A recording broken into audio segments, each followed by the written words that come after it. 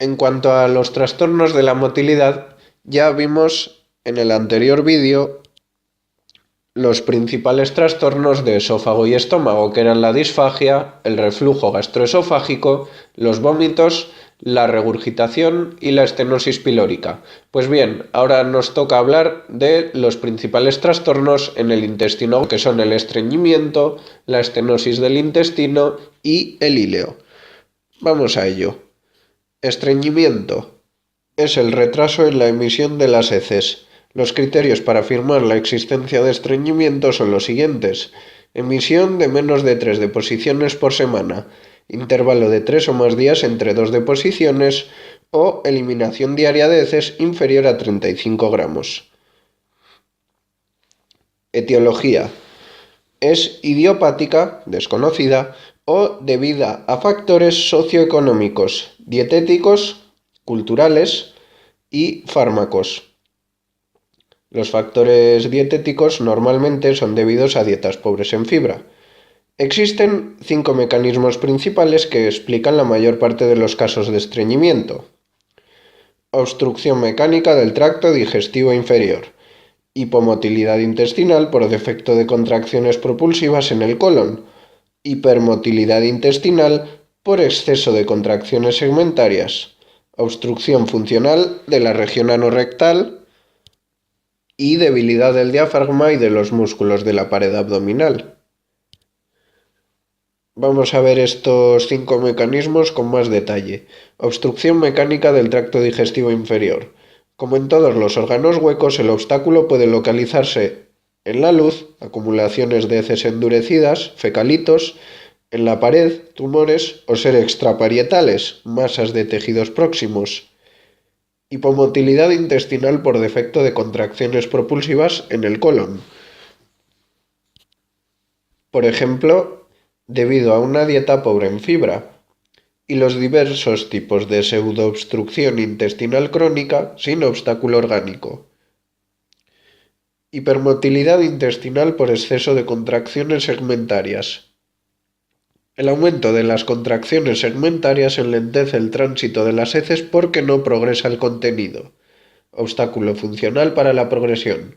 Se da en el síndrome del intestino irritable o colon irritable y en los consumidores de opiáceos. Y entre los opiáceos pues tenemos la codeína, la morfina, etc. Obstrucción funcional de la región anorrectal. Debido a las disfunciones de la región anorrectal. Puede ser por represión voluntaria del deseo de defecar, por afectación de los nervios pélvicos, sobre todo en mujeres por tema de partos. La distensión de la vagina puede alterar los nervios. Por falta de inervación intrínseca del colon, enfermedad de Hirschsprung. En esta enfermedad se produce un megacolon porque el colon se dilata. Se acumulan en esa zona las heces porque la zona no está inervada. Y por disfunciones de los músculos de la pelvis. Debilidad del diafragma y de los músculos de la pared abdominal. La debilidad muscular será un factor que contribuirá al estreñimiento en multíparas, ancianos y pacientes debilitados. Las multíparas son mujeres que han parido muchas veces. Consecuencias. Las principales consecuencias del estreñimiento son las mecánicas. Las hernias producidas por el aumento excesivo de la presión abdominal provocado por los esfuerzos para defecar, lesión del recto, hemorroides. Las hemorroides son dilatación de las venas del recto, del plexo hemorroidal, lesiones del canal anal y divertículos. Por otra parte, el estreñimiento puede ser un factor de riesgo para el desarrollo del cáncer de colon. Estenosis del intestino, o lo que es lo mismo, estrechamiento del intestino. Consiste en la disminución del calibre de la luz intestinal que dificulta el tránsito a través de él. Mecanismos y causas.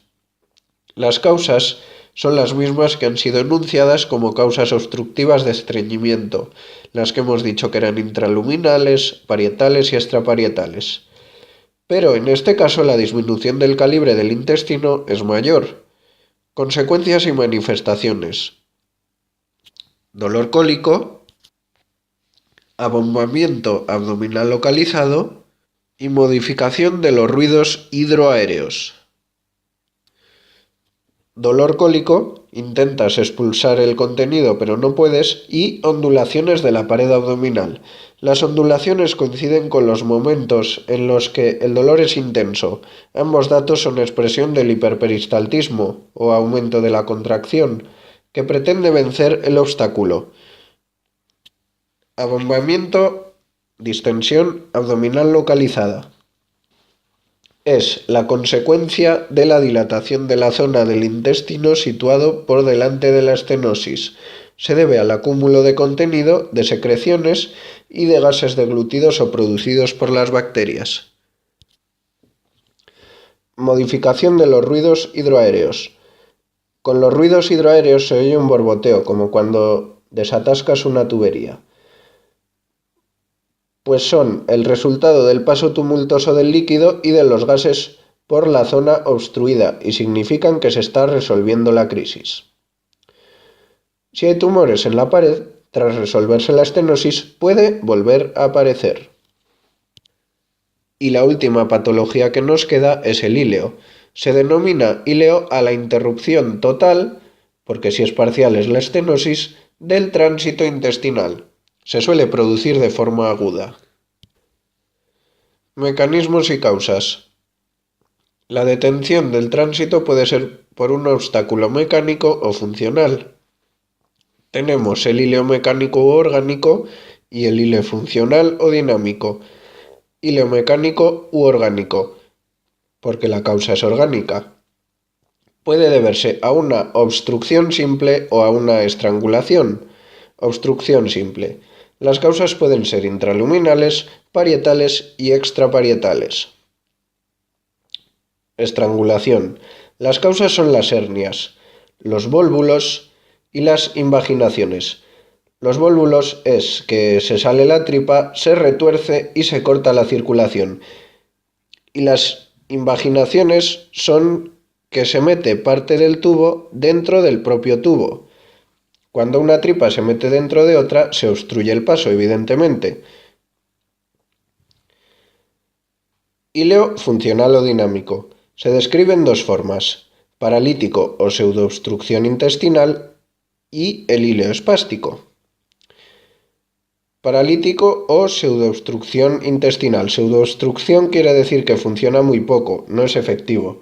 Se mueve muy poco el intestino, pero no el contenido.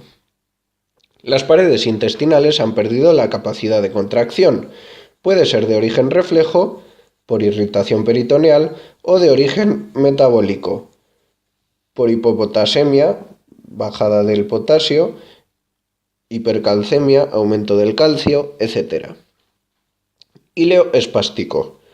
Los espasmos intestinales persistentes impiden el tránsito intestinal.